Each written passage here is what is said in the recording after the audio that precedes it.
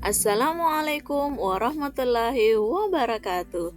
Saya Nurleni SPD, calon guru penggerak angkatan 10 dari UPT SPF SMP Negeri 27 Bulukumba.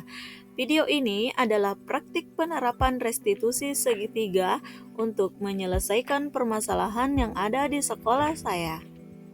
Adapun fasilitator saya adalah Bapak Haji Ismail SPD MSI dan pengajar praktik saya Bapak Riswanto SPD GR MPD dan saya sendiri Nurleni SPD, calon guru penggerak angkatan 10. Adapun dokumentasi penerapan segitiga restitusi.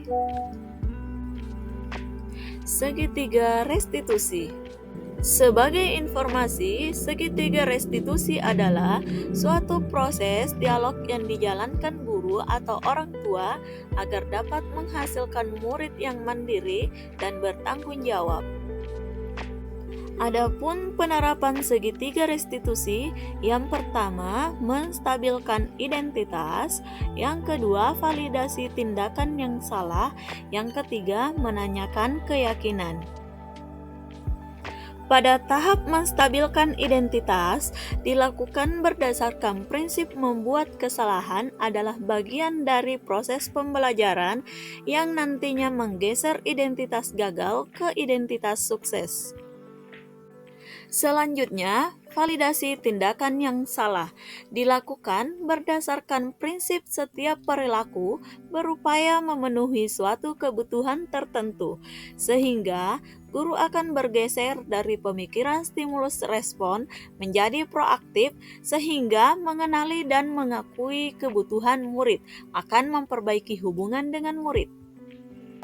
Pada tahap menanyakan keyakinan, murid akan diberi pertanyaan-pertanyaan bermakna untuk memunculkan motivasi secara intrinsik sehingga mampu mengaitkan keyakinannya dengan tindakan yang salah.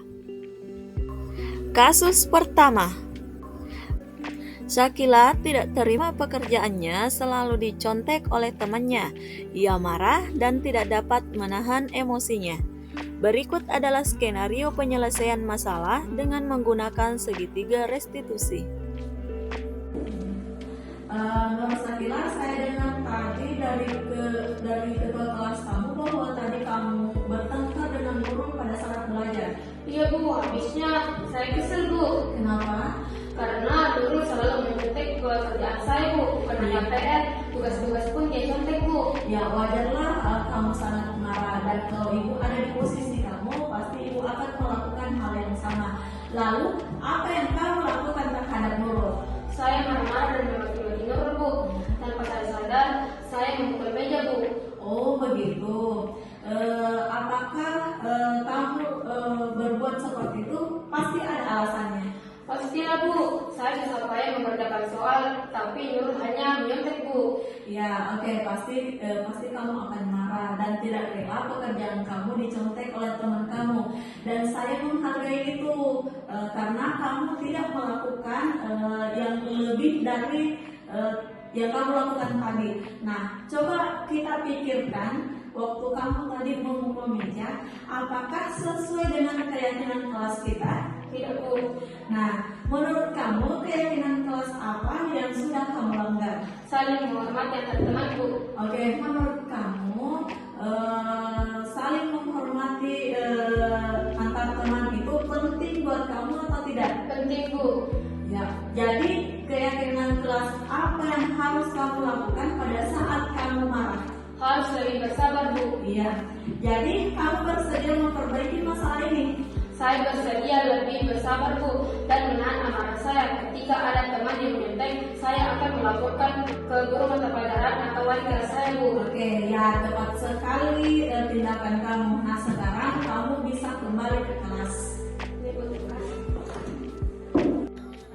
Assalamualaikum warahmatullahi wabarakatuh. Perkenalkan, nama saya Nur Syakila dari kelas 7. Saya senang sekali diajak diskusi dengan Ibu Leni untuk dapat mengendalikan diri dari amarah saya karena perilaku teman sekelas saya. Saya harus lebih belajar bersabar dan menghargai teman-teman saya. Terima kasih Bu. Assalamualaikum warahmatullahi wabarakatuh. Kasus kedua, Feni makan di dalam kelas pada saat pembelajaran berlangsung. Berikut adalah skenario penyelesaian masalah dengan menggunakan segitiga restitusi. Oke, selamat pagi. Nah, kira-kira kamu tahu kenapa ibu panggil ke ruangan ini? Ya, kenapa?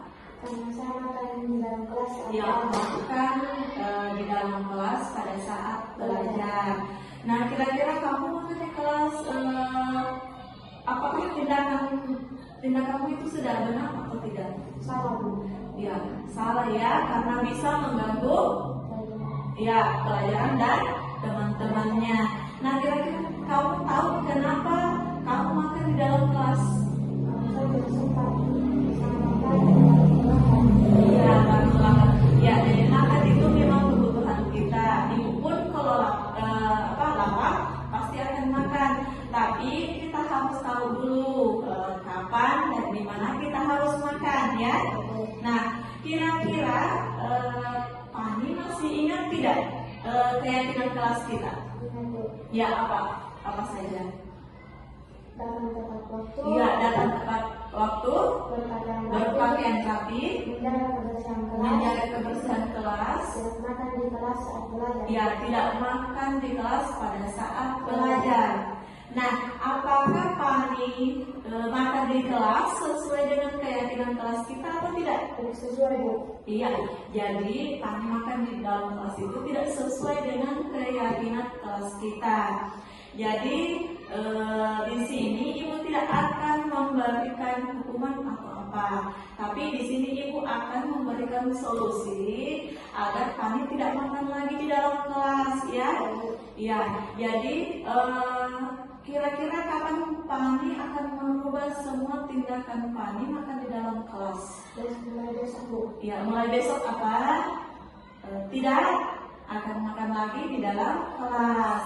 Jadi sebelum berangkat ke sekolah itu harus sarapan pagi. Nah, untuk bangun pagi-paginya itu kita harus cepat tidur kalau malam ya. Nah, di sini mulai besok Pani tidak akan makan lagi di dalam kelas ya. Ya, jadi ingat keyakinan kelas kita. Oke, sudah ya Pani? Silahkan kembali ke dalam kelas. Assalamualaikum warahmatullahi wabarakatuh. Saya Revi Aulia Ramadhani, kelas 7. Saya merasa senang karena Ibu Leni memberikan solusi ketika saya melakukan tindakan yang melanggar keyakinan kelas. Terima kasih, Ibu. Terima kasih telah menyaksikan video saya. Salam guru penggerak, tergerak, bergerak, menggerakkan. Wassalamualaikum warahmatullahi wabarakatuh.